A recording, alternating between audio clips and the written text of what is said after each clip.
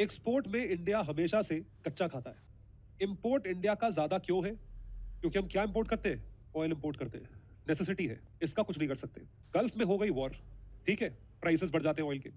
इस दौरान भी वॉर चल रही थी। अर्ली 80s में वॉर हुई, उसके बाद अर्ली 90s में वॉर हुई Iran Iraq war, massive war. तो प्राइसेस ऑफ ऑयल बढ़े, जिसकी वजह से हमारे इंपोर्ट का बिल बहुत ज्यादा बढ़ गया। एक्सपोर्ट में इंडिया हमेशा से कच्चा खाता है। We have never been well performing in exports.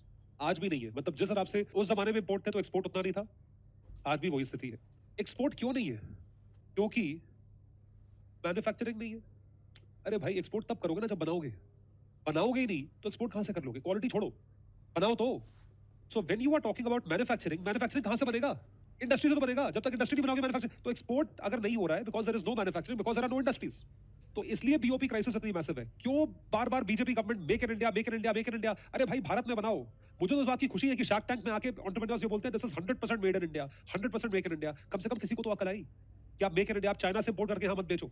कुछ तो देखो, तकलीफ होगी, कुछ तो तकलीफ होगी आपको यहाँ पे मैन्युफैक्चर करने में, क्योंकि मैन्युफैक्चर करने में बहुत बड़ा इकोसिस्टम चाहिए और 1000 चैलेंजेस है इंडिया में। ये बात बिल्कुल सही है। वर्सेस आप वहां से ऑर्डर प्लेस करो, आ जाएगा। Manufacturing in India is something which is a dream even today, and if certain people are working towards it, it's very good.